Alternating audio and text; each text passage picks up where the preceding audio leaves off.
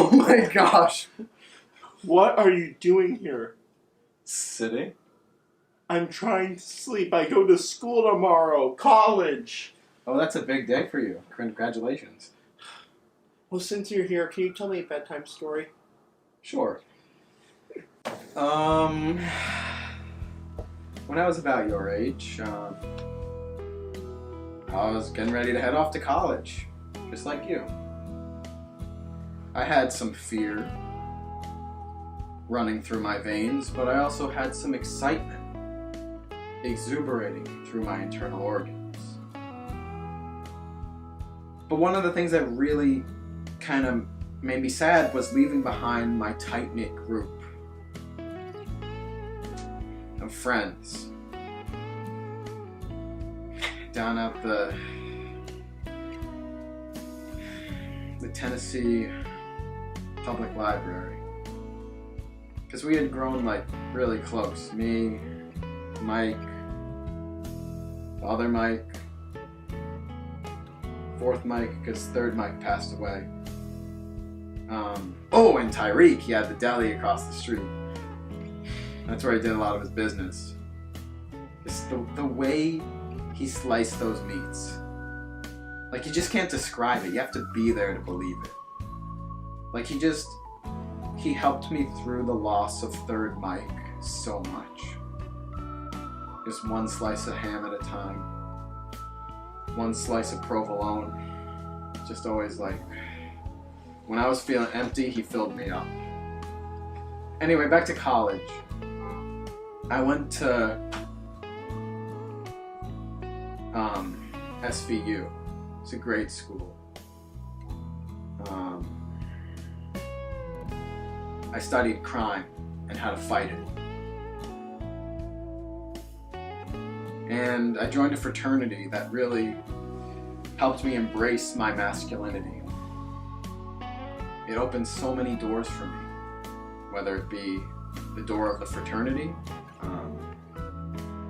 the door of intimate male friendship, or the door to members of the opposite sex wanting to get to know me beyond hors d'oeuvres, beyond the baby carrots and hummus, if you catch my drift. I remember when you were just a little boy. I'm gonna miss you.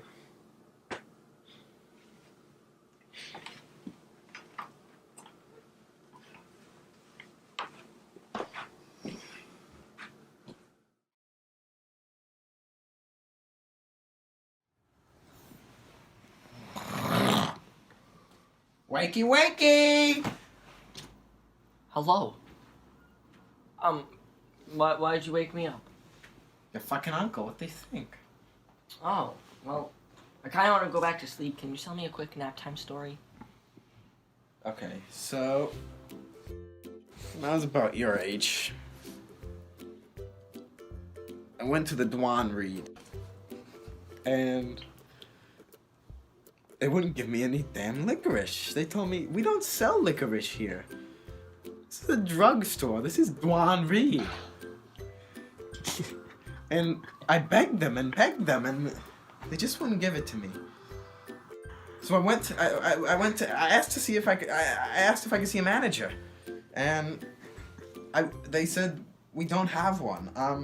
So I just ran into the back room. I thought it was the office. It ended up being the unisex bathroom. So I go in, I walk up to this guy. It ends up being a urinal. And I thought the urinal cake was my refund. Next thing I know, I'm at Port Authority. I need to use the shitter, and all of the stalls are taken. So I go into the women's room. And what happens next? Well, that's how I met your mother. You always fall asleep at that part. Happy Hanukkah, everyone.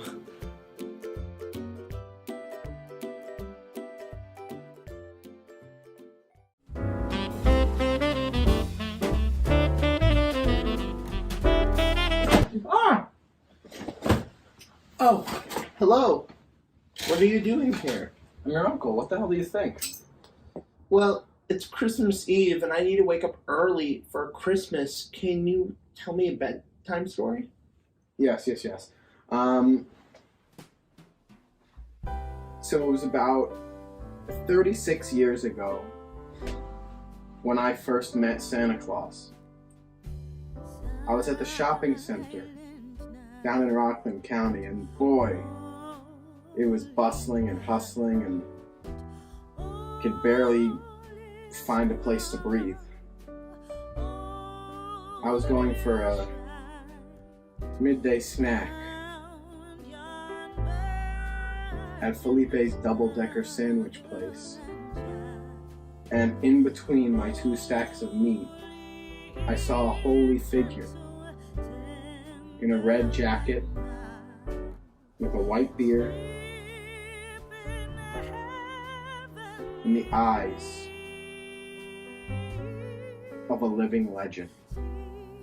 So I put down my sandwich, I walked right up to him, and I said, "Are you Santa Claus?"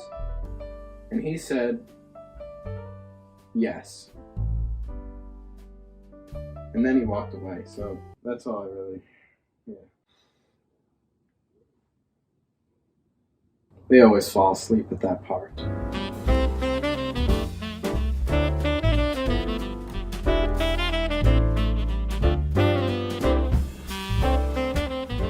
We have an our correspondent here today to talk about fun stuff you could do this summer amid the pandemic. Please welcome my third removed uncle, Uncle Roy. Uncle Roy, thank you for being here. Well, James, I just want to start off by saying it's my genuine pleasure to be here, and let's just get started. I'm eager. I see you're wearing a beret on your head. That's not a beret, yeah. That's your Aunt Bertha's boxers. We were getting a little frisky last night. Gonna get you a new cousin. I didn't need to know that, but let's get to the segment. What suggestions do you have for people to do this summer that are safe? Well, if you're really looking to have some fun and you want to get a little wet, you could head over to the beach and get some buddies and boogie boarding and crack open a few cold ones with the boys. I'm guessing this should be done via social distancing, though, right? 6 feet apart. Tomato. Yeah. Any more suggestions? Well, I actually got a better suggestion for you. It's a bit more educational. I think you'll like it because I know you're a smart boy down there. So they got this museum down in Houston, and it's the NASA Museum. And if you buy tickets in groups of 8 or 16, you can get a discount. Okay, listen. That's a lot of people, and I'm not sure going in big groups like that, especially 16, is a good thing to do this summer because, again, social distancing. Well, they put a man on the moon. Excuse me? They put a man on the moon. I know that, Uncle Roy. Do you have any other suggestions that is safe to do this summer? Well, if you're looking for something that ain't as costly or as educational as the NASA Museum, you could just go into any public place, get all your friends and family, and just surround a random person and give them a bear hug that they'll never forget. Okay, I'm not going to tell you again that you shouldn't do that, but you shouldn't do that because that's not social distancing. You know what? Thank you for being on the show, Uncle Roy.